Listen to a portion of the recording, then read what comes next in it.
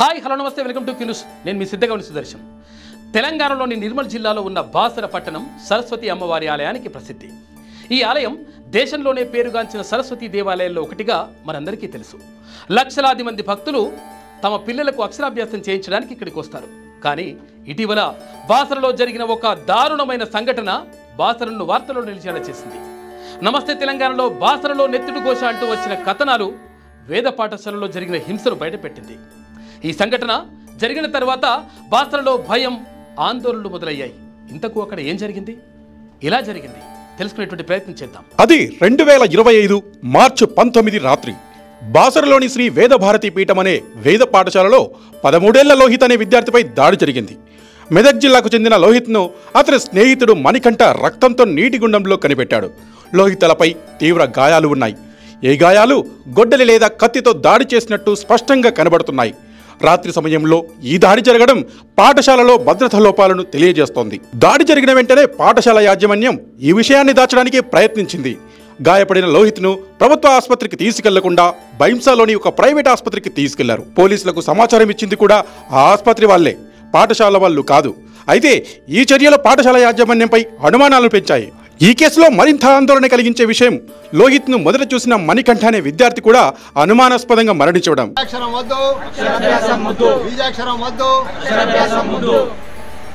ఈ పిల్లల చావు కారణమైన వ్యక్తిని వెంటనే అరెస్ట్ చేయాలి. లోహిత్ పైన జరిగిన దాడి తీవ్రమైనది కాబట్టి పోలీసులు వెంటనే చర్యలు తీసుకోవాల్సి ఉంది. కానీ 40 రోజులు గడిచినా దర్యాప్తులో ఎటువంటి పురోగతి లేదని కథనం చెబుతోంది. నేరస్తులను పట్టుకోవడంలో పోలీసులు విఫలమయ్యారు.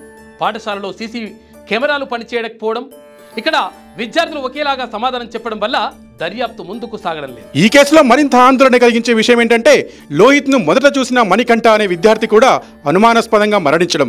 పోలీసులు మణికంఠ గోదావరి నది ఒడ్డున విద్యుత్ షాక్తో చనిపోయాడని చెప్పారు. కానీ అతని తల్లిదండ్రులు ఇది ప్రమాదం కాదని అనుమానిస్తున్నారు. మణికంఠ దాడిని చూసిన సాక్షి కావడంతో అతని మరణం అనేక ప్రశ్నలు లేవనెత్తుతోంది. ఈ సంఘటనలో జరిగిన శ్రీవేద భారతి పీఠం ఎప్పటి నుంచో వివాదాల్లో ఉంది. 2008లో వేద విద్యానందగిరి స్వామీజీ దీన్ని స్థాపించారు. ఈ పాఠశాలలో అందరి పిల్లలకు ఒకేలా బోధనలు ఇస్తారని, వ్యాపార సంస్థలను నడుస్తోందని ఆరోపణలు కూడా ఉన్నాయి. హిందూ సంఘాలు కూడా ఈ పాఠశాలపై ఆందోళన వ్యక్తం చేశాయి. అయినప్పటికీ పాఠశాల వాళ్ళు పేద పిల్లలకు ఉచిత విద్య ఇస్తున్నామని చెబుతున్నారు. లోహిత్ పై దాడి, మణికంఠ మరణం స్థానికుల్లో ఆగ్రహాన్ని రేకెత్తించాయి. తల్లిదండ్రులు తమ పిల్లల భద్రత గురించి భయపడుతూనే ఉన్నారు. ఈ సంఘటనలపై పూర్తి దర్యాప్తు జరిపి నేరస్తులను శిక్షించాలని ప్రజలు కోరుతున్నారు. బాసరలో జరిగిన ఈ దారుణ సంఘటనలు అనేక ప్రశ్నలను మిగిల్చాయి. ఒక విద్యార్థిపై దాడి, మరొక విద్యార్థి అనుమానాస్పద మరణం, పోలీసు దర్యాప్తులో పురోగతి లేకపోవడం ఆందోళన కలిగిస్తుంది. ఇక బాసర ఆలయం పవిత్రతను కాపాడాలని, బాధితులకు న్యాయం జరగాలని ప్రజలు కోరుకుంటున్నారు.